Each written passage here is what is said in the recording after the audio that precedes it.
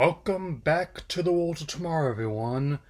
To close out July, here are my early impressions on Hulu's revival of Futurama, marking the 11th season overall of the series, and the most recent revival of the beloved series. One, the show itself helping on lampshades quite heavily. In the first two episodes I've managed to see. The third, How the West Was 1001, and so on, will be next week, so let's get begin. And I will say that the show hasn't really lost a step in the episode since the last revival, and I'm really enjoying how it actually contributes to not just its own series, but also the current landscape. Not just the whole thing with John trying to get a better deal for everyone else, including himself, but also the whole environment which has came out in. I will continue to mention the dual strike as long as it continues to be relevant to conversation. Yeah. And that's not to say, hey, that's still not without its humor. Far from it. I mean, definitely keeping with the whole offbeat science fiction comedy, and also the idea of like binge watching your favorite shows in a still suit, like in Dune, and many illusion. Another illusion of that is like in Futurama Nibbler, is where the worms are back and they are basically like the sandworms, both how Lynch and Villeneuve portrayed them. I'm not sure if they're actually going to delay part two, but it's got this to enjoy in the interim.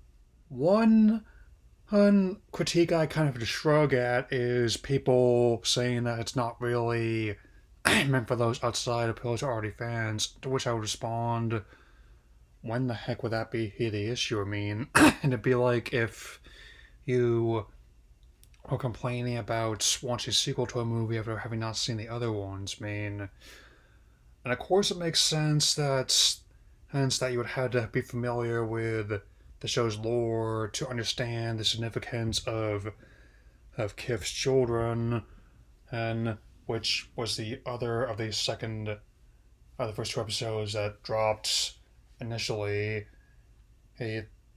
earlier this month even. I mean, I definitely am looking forward to seeing more, and apparently they've already potentially given the go ahead to a second season as well. I mean, oh, which, depending on what happens, I really hope that they end up getting things resolved soon.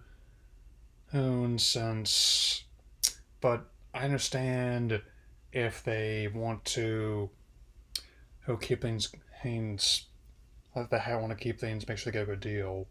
Yeah. Anyway, that about wraps up July.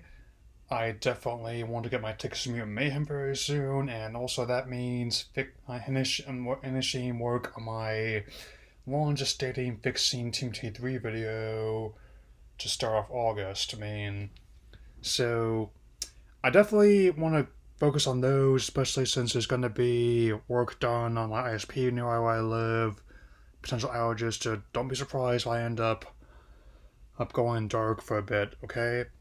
See y'all again very soon either way. Take care, everyone.